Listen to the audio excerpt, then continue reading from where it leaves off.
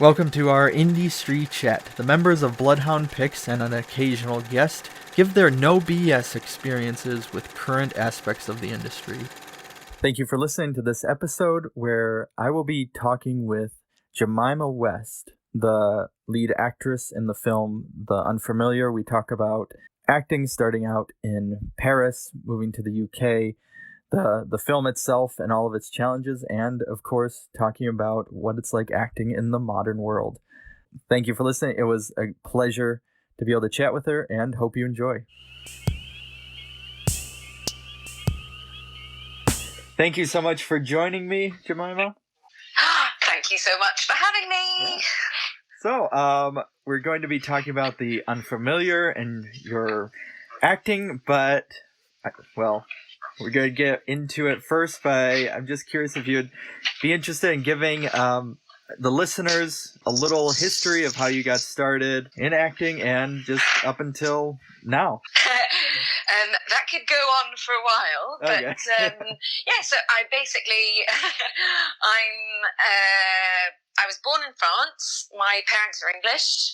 I lived in France most of my life, so this is where I started my acting as a teenager when I was still at school. And then after having graduated from university, I thought I'd give full-time acting a go to suss it out and see what it was really like. And I got a first pretty good job, and then another one, and then one thing leading to the next. I started looking for more work in English, so I started working in the UK and abroad on more international productions on TV and for cinema, and that's it really. I travelled a lot for work, but I've most of my life been based in Paris because this is where home is for me. So that's it. Okay, no, that's great. And so you are the lead of The Unfamiliar, and doing a couple interviews on it now. I've been trying to figure out how to really talk about the movie without giving much away, because there are a lot of twists and turns, so that's been the real struggle.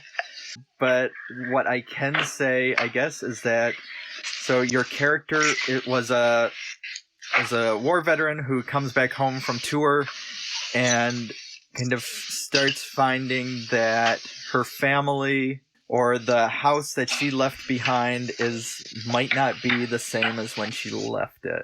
I think that's as vague as I can get with it.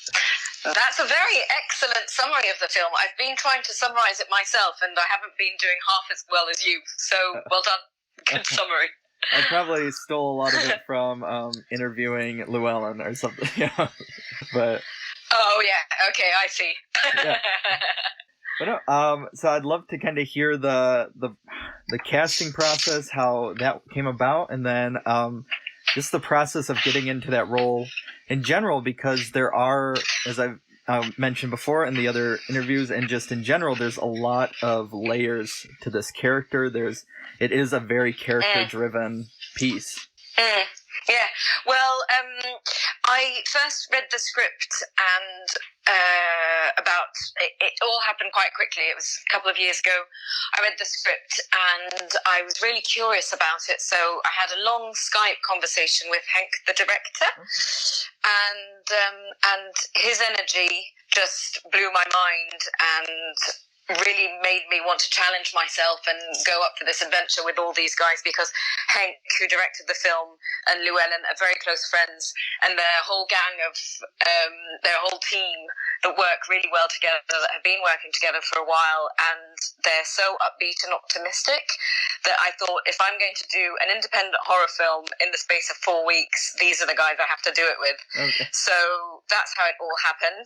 A couple of weeks later, I was in London doing read-throughs and costumes and all of that, and starting to prep for it. But as I've just said, it all happened quite quickly, so time was limited. But I think the fact that we moved fast and only had 4 weeks to shoot made me feel like it was achievable, because when I saw the result, I was like, oh my goodness, there was a lot in there.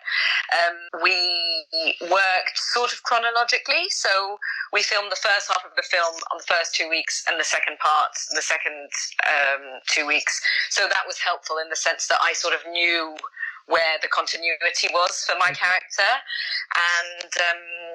And yeah, I sort of did my emotional preparation for the character beforehand, and once I was on set, sort of dived in and went for it. There was not much of a choice, really.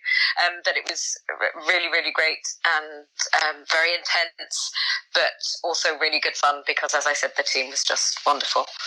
Oh, that's great. And so the character herself is kind of always feeling like, or feels like she has a sense of duty.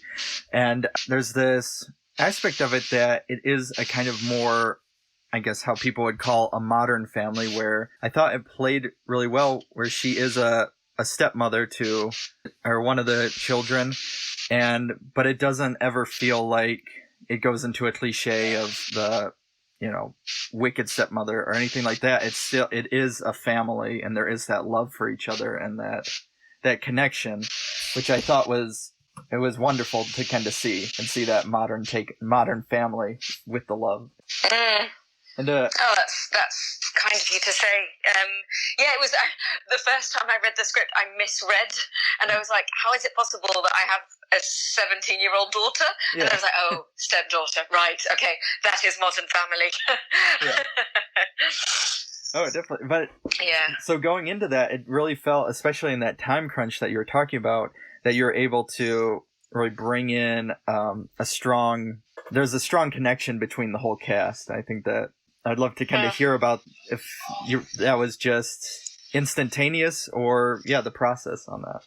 Yeah, it was, to be honest, it was fairly straightforward. I think when actors and directors decide to go on board a project like this one, where we know it's independent, we're going to have to shoot really quickly, and everyone's very motivated, I think it takes people who are patient and very committed. So in that sense, we were all sort of on the same page. So when we met, we were just really pumped to be together. And Christopher, who plays my husband, was just a dream. And the younger actors were so good, and so they just knew exactly how to do it and when to do it, and also how to have a good laugh. And I think that's what kept us all together. And yeah, it was instantaneous. The minute we met and did our costume fittings and read the script all together around a table, I sort of looked around and I knew that we were all going to get along really well, and we did. So yeah. Okay, that's great. And so kind of changing subject a little bit, but not fully, of talking about, you mentioned before having, the first half of the movie and the second. And again, without giving a lot away, there's kind of one portion that's set in the UK, then a portion set in Hawaii, and then there's also there's another world element as well. And I think the dynamic, you can even kind of see it in the acting and the story structure of that. There is a shift in each world. Yeah.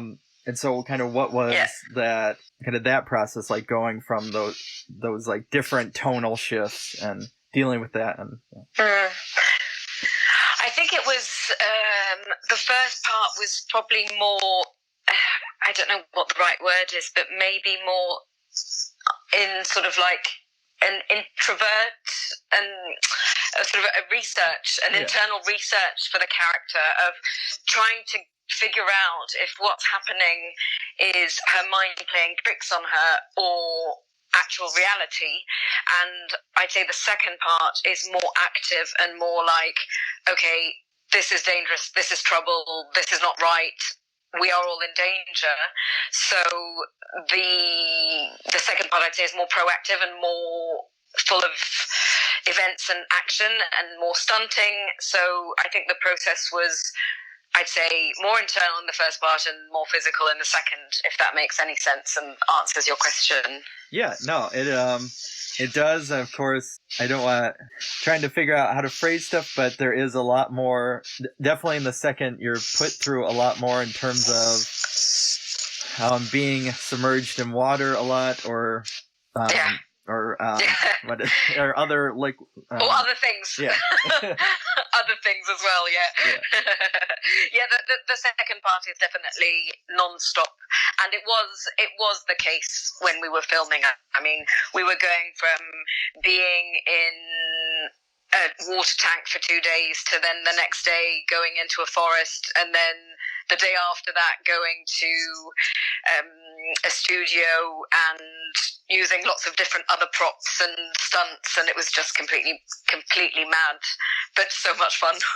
No, that's great. Now, so I guess the elephant in the room that I'll always bring up in these, especially now because I think it's a great topic of conversation, is kind of the idea of acting in the modern world. And then, of course, as I just mentioned, the elephant is what it's been like with COVID and how has that shifted? Well, I mean, from my perspective and where I'm based, it's been really hard. Luckily enough, the French government has really helped out and reached out for artists and actors in the difficult times. However, everything's been put to a halt, so things are just beginning to start up again with great caution. We don't really know what the near future holds, so it's hard. It's hard for any actor or anyone involved in an artistic industry at the moment, because we live off of what we love to do, and not only are we not able to do what we love, we're also struggling because it's our livelihood. So it's difficult, and you have to find creativity elsewhere and be inspired by what's going on in your daily life, and knowing and hoping that it will pass. So it's a real game of patience, and it's hard, and I think we were lucky during lockdown that we have access to all forms of media on digital platforms, and that we can do our regular film watching and series watching at home. But what I find absolutely heartbreaking is that the cinemas that I personally love to spend entire days in are in great danger, because they're just not getting anyone to see the films, and people are not only worried to go to the cinema, but also, it's tricky. Films aren't being released, they're being delayed, or they're going straight to VOD, and that's a wonderful thing. But it's also a shame that we can't get out and do what we like to do, and use the cinema for what it's there for. And it's kind of like being deprived of a great treat, so it's almost like a sort of punishment. Yeah. So it's hard. I mean, the elephant in the room is that these are hard times, and it sucks. It really sucks for everyone. But I feel like I'm relatively lucky because I have a roof over my head, and I have people around me who support me, and other people who work in the business in different fields, because it's touched absolutely everyone. Some have struggled more than others, and it's tricky. Yeah. No, it definitely is. And yeah, it's, again, always an interesting, it's kind of one of those things that, unfortunately, weirdly enough, has to be brought up now, or, it's hard to not talk about it. No, we have to. Yeah. We have to put our finger on it and say, these are troubled times and really worrying times. It's important. Yes.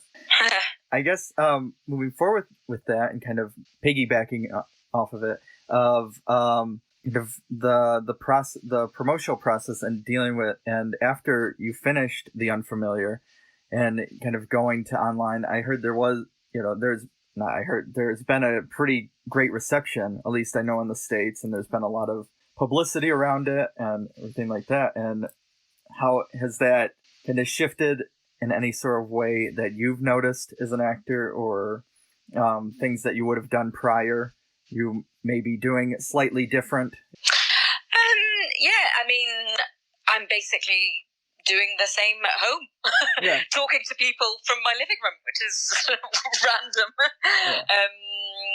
Yeah. And it also, I'm really not good, and I'm not very tech savvy, so I don't really know much about social media and all of that, but I know that the team of The Unfamiliar works a lot via social media and, trending and buzzing, and they have done such amazing things that sometimes they send me links and I'm like, what is this? This is insane. They are so clever.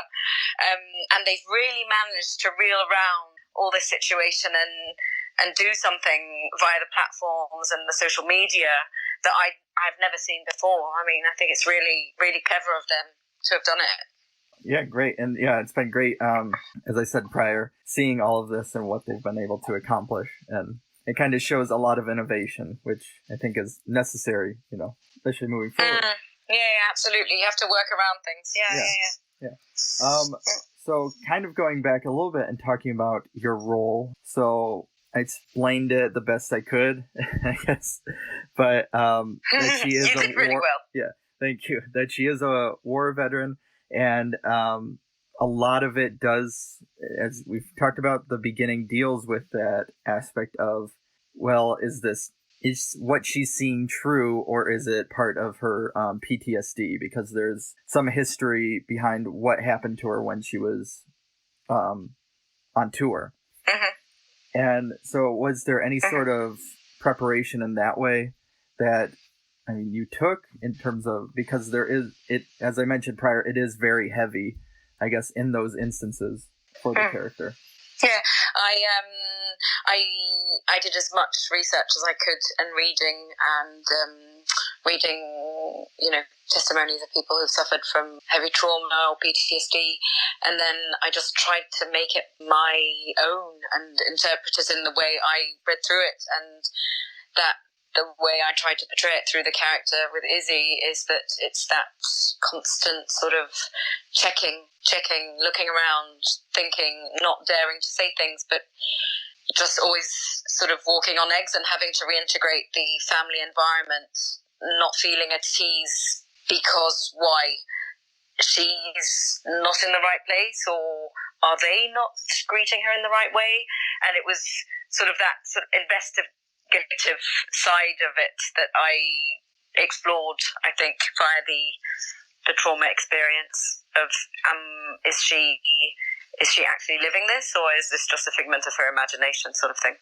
Yeah, and it shows through really well, and yeah, as I mentioned prior, it was incredibly strong. I loved the portrayal. Thanks. No problem at all.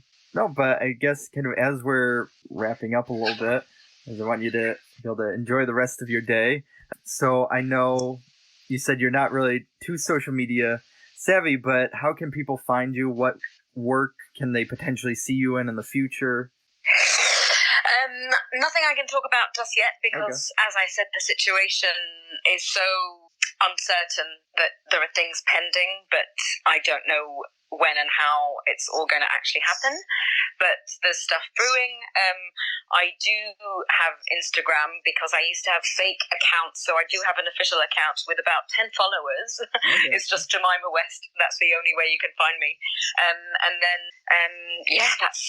that's all I can say, really. I'm sorry I can't offer much more. No, that's perfectly fine. But yeah, no, it's been a real pleasure talking about it and kind of getting your experiences and the experiences about the movie. I think, as I mentioned multiple times, it's character driven, it's great, and it does the thing that I think a lot of horror movies in that type of style sometimes forget, and that is to focus on the characters and focus on us empathizing with them, because then it makes us care more instead of just worrying about, the jump scare or the spectacle. And I think, all around, you all did an amazing job. Well, thanks so much. It really means the world to me, and I'm sure to all of the rest of the team. And yeah, it was a great pleasure talking to you, Craig. Thanks for taking the time. Yeah, it was a real pleasure as well. Thank you. You have a great day. Take care. Bloodhound Pigs podcast is part of the Morbidly Beautiful podcast network. Produced by Josh Lee, Craig Draheim, and Kyle Hintz. Music by Raymond Seed. Editing by Kyle Hintz.